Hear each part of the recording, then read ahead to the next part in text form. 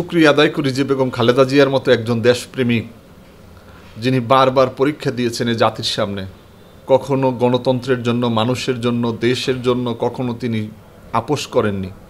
বেগম খালেদা জিয়া বলেছিলেন 2008 সালের নির্বাচনে যখন মঈনুদ্দিন ফখরুদ্দিনরা পরিকল্পিতভাবে হারিয়ে দিয়েছিল বেগম খালেদা জিয়া এবং বিএনপিকে, তখন কিন্তু আমরা দেখেছি 14 সালের নির্বাচনে তিনি যাননি। অনেক কালপিট, অনেক কুশীলবরা বলতেছিল যে নির্বাচনে যাওয়া উচিত ছিল, কিন্তু বেগম খালেদা জিয়ার ডিসিশন ছিল সঠিক। এটা প্রমাণ করেছি আমরা 2018 সালের নির্বাচনে গিয়ে। আমরা 18 সালের নির্বাচনে গিয়ে এই ডাক্তার কামালের নেতৃত্বে আমরা কিন্তু হোঁচট ঠিকই খেয়েছি। আমাদের দিনের ভোট রাতে তারা চুরি করেছে। বেগম খালেদা জিয়ার সিদ্ধান্ত আবার প্রমাণ হয়েছে যে আমাদের নির্বাচনে যাওয়াটা সঠিক হয়নি। সাবেক তিনবারের প্রধানমন্ত্রী বেগম খালেদা জিয়া অসুস্থ রয়েছেন, ওনার সম্পর্কে আপনার অভিজ্ঞতা কি? আর আরেকটি প্রশ্ন, পাকিস্তানের প্রধানমন্ত্রী সুস্থতা কামনা করে চিঠি পাঠিয়েছে। বিসমিল্লাহির রহমানির রহিম। বাংলাদেশ জাতীয়তাবাদী দল বিএনপির চেয়ারপারসন, তিনবারের সফল প্রধানমন্ত্রী, বাংলাদেশের গণতন্ত্র, মানবাধিকার, আইনের শাসন এবং ন্যায় বিচার প্রতিষ্ঠার দীর্ঘ 17 বছরের ফ্যাসিবাদের বিরুদ্ধে লড়াই সংগ্রামের অবিসংবাদিত নেত্রী, আপসহীন নেত্রী বেগম খালেদা জিয়া দীর্ঘ বেশ কিছুদিন যাবৎ হাসপাতালে অসুস্থ অবস্থায় আছেন এবং আমরা জানতে পেরেছি যে তিনি খুব সংকটজনক একটা অবস্থায় আছেন। আল্লাহ রাব্বুল আলামিন তাকে দ্রুত সুস্থতা দান করুন। রব্বুল আলামিনের কাছে আমাদের এটাই চাওয়া।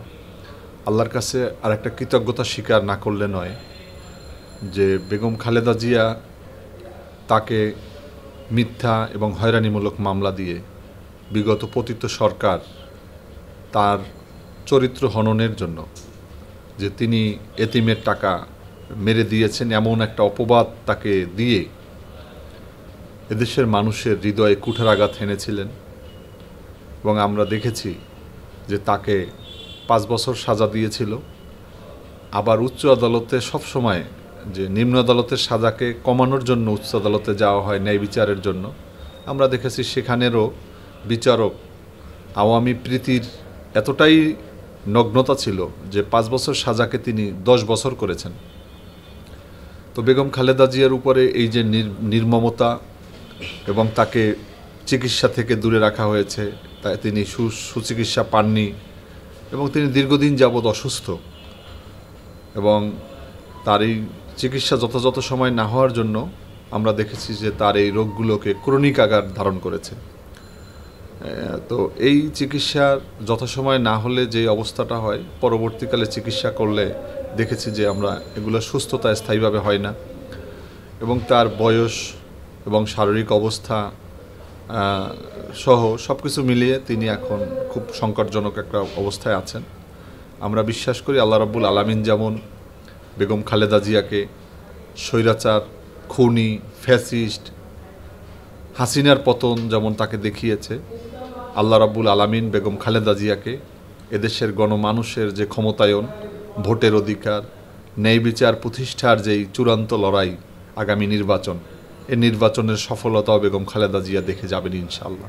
বেগম খালেদা জিয়ার সাথে আমার প্রথম মিটিং হয় 1999 সালে মিন্টু রোডে। তখন তিনি বিরোধী দলীয় নেত্রী, আমরা তখন সর্বদলীয় ছাত্রৈক্যের, আমি একজন শীর্ষ নেতা হিসাবে, আমরা আমানুল্লাহ আমানের নেতৃত্বে আমরা 7 জন ছাত্রনেতা সাক্ষাৎ করেছিলাম একাধিকবার। তখন থেকেই বেগম খালেদা জিয়ার যে মাতৃস্নেহে পেয়েছি, তার ধারাবাহিকতায় আমি লেবার পার্টি করতে আসার পরেও আমি তার ধারাবাহিকতা রক্ষা করেছি। আমি 2006 সালের শেষের দিকে বেগম খালেদা জিয়ার অফিসে একটি আমন্ত্রণে আমরা গিয়েছিলাম এবং আমাদেরকে বেগম খালেদা জিয়া বলেছিলেন যে দেশ বাঁচাও, মানুষ বাঁচানোর জন্য তিনি কাজ করতে চান এবং রাজনৈতিক দলগুলো, সমমনা দলগুলোকে তিনি কাছে চান। আমরা সেদিন আমি আমার বক্তব্যে বলেছিলাম যে নেত্রী, আপনি যদি দেশ এবং মানুষের জন্য রাজনীতি করতে আমাদেরকে কোনো প্রকার সহযোগিতা, আমাদেরকে পাশে চান, আমরা অবশ্যই থাকব।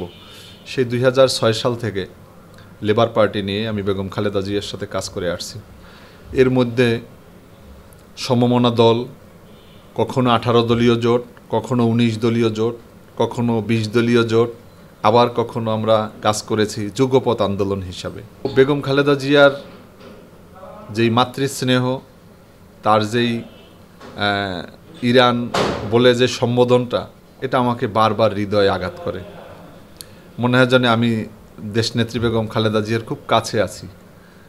আপনি জানেন যে বেগম খালেদা জিয়া দীর্ঘ 16 বছর পরে 2024 সালের নভেম্বর মাসে সেনাকুঞ্জে গিয়েছিলেন। এই 16 বছর যাবৎ তিনি সেনাকুঞ্জে যাননি এবং 2018 সাল থেকে 2024 সাল পর্যন্ত তিনি কারাগারে ছিলেন।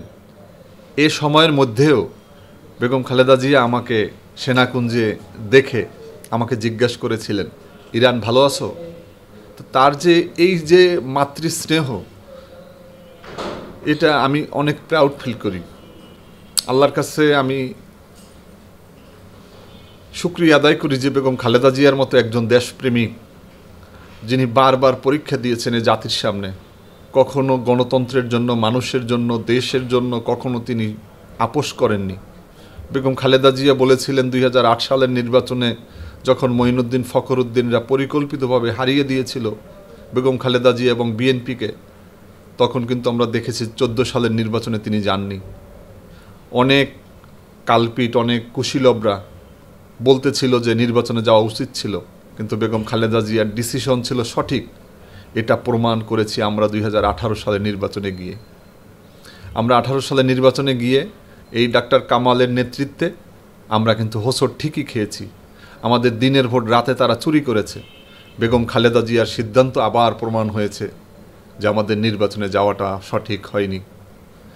আবার 24 সালের নির্বাচন আপনি দেখেছেন যে আমাদেরকে কিভাবে পরিকল্পিতভাবে আমি ডামি তুমির নির্বাচন দিয়ে আমাদেরকে হারানো হয়েছে। এই যে গণতন্ত্রের লড়াই, এই গণতন্ত্রের লড়াইয়ের জন্য যেই নেতৃত্বে আন্দোলন করছি তার নাম হচ্ছে বেগম খালেদা জিয়া। আমার কাছে ভালো লাগে যে বেগম খালেদা জিয়ার জন্য আমাদের করার তেমন কিছু হয়নি, তবে যখন বেগম খালেদা জিয়াকে বাড়ি থেকে উচ্ছেদ করে অন্যায়ভাবে ময়নুল রোডের বাড়ি থেকে, তখন আমাদের ওই দিন রাতেই আমাদের একটা মিটিং হয়েছিল গুলশান অফিসে। সেখানে সিদ্ধান্ত হয়েছিল যে 18 দলীয় জোটের সভাপতি এবং সেক্রেটারিরাই শুধু মিছিল করবে, কারণ ওই সময় পুলিশ কোনোভাবে বিএনপি নেতাকর্মীদেরকে মিছিলে নামতে দিত না। অফিসে পুলিশ চরমভাবে বাধাগ্রস্ত রাখত এবং রিজভী ভাইকে দেখছেন যে কয়েকজন লোক নিয়ে তারপরে সেই কেসি গেটের ওখানে বসে তারপর স্লোগান ধরত। সেই ক্রিটিক্যাল মুহূর্তে আমাদের সিদ্ধান্ত দিয়েছে বেগম খালেদা জিয়া যে আমরা যে 18 দলীয় জোটের সভাপতি এবং সেক্রেটারি যারা, তারা মিছিল করব। তার মধ্যে বেগম খালেদা জিয়া থাকতে পারবেন না এবং জামাত ইসলামের আমির তখন বোধহয় সেও বোধহয় জেলখানা এরকম হবে। তো আমরা 34 জনের তালিকা হলো। এই 34 জন আমরা পরদিন সকালে যে হরতাল, তার বাড়ি থেকে উচ্ছেদের প্রতিবাদে সেখানে আমরা মিছিল করব। আমি সবার আগে, আমি এবং আমাদের লেবার পার্টির সেক্রেটারি এবং এনডিপির চেয়ারম্যান, আমরা 3 জন, আমরা সকালে, খুব সকালে 6টায় হরতাল শুরু হয়েছে, 7:30টার দিকে আমরা গিয়েছি হরতাল অফিসে, বিএনপি অফিসের দিকে। তো তখন আমাকে গ্রেপ্তার করা হয়েছিল এবং বেগম খালেদা জিয়ার বাড়ি থেকে উচ্ছেদের প্রতিবাদে যে একজন মানুষ গ্রেপ্তার হয়েছিল তার নাম মুস্তাফিজুর রহমান ইরান। এই এতটুকুর জন্য অন্তত নিজেকে প্রাউড ফিল করি। বেগম খালেদা জিয়া 2013 সালে বঙ্গভবনে রাষ্ট্রপতির সাথে একটা সংলাপে আমরা গিয়েছিলাম। 20 জন প্রতিনিধি ছিল, সেখানে 18 দলীয় জোট থেকে মাত্র 8 জন প্রতিনিধি ছিল আর বিএনপি থেকে 12 জন ছিল। তো আমি সর্বকনিষ্ঠ এবং 20 নম্বর প্রতিনিধি আমি ছিলাম। এবং আমি সেদিন লক্ষ্য করেছি যে আমাকে ম্যাডাম এত বেশি স্নেহ করে। তো তার এই যে স্নেহ, তার মাতৃত্ব সমাজেই ভালোবাসা এবং তরুণ হিসাবে আমাকে যে তার যেই সাপোর্ট, সহযোগিতা, সামনে এগিয়ে যাওয়ার জন্য যেই প্রেরণা, এটার জন্যই আমি সামনে এগিয়ে যেতে পেরেছি বলে আমি মনে করি। আজকে আমাকে সারা বাংলাদেশের থেকে শুরু করে বিশ্বে যেখানেই আমাদের বাংলাদেশের মানুষ আছে, কম বেশি আমার নামে বা আমাকে যতটুকুই চেনে, আমি জানি না, হয়তো আমি পপুলার মানুষ নই, তো যতটুকু আমাকে চেনে আমি মনে করি এর 100% না হলেও 99% অবদান বেগম খালেদা জিয়ার। আল্লাহ রাব্বুল আলামিন আমার মাকে, আমার মাই বলি তাকে, বেগম খালেদা জিয়াকে আমি নেত্রী হিসাবে ও সবসময় আমি দেখি না, মায়ের চোখে দেখি।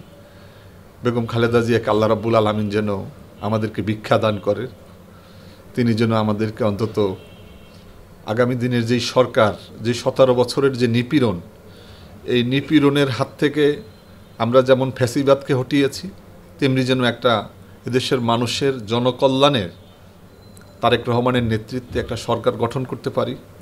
এদেশের মানুষের যে ভাগ্যের পরিবর্তন এই জিয়া পরিবারের হাত ধরেই আসছে। আপনি দেখেন বাংলাদেশের জনগণ যখনই খারাপ থাকে তখন জিয়া পরিবারও খারাপ থাকে।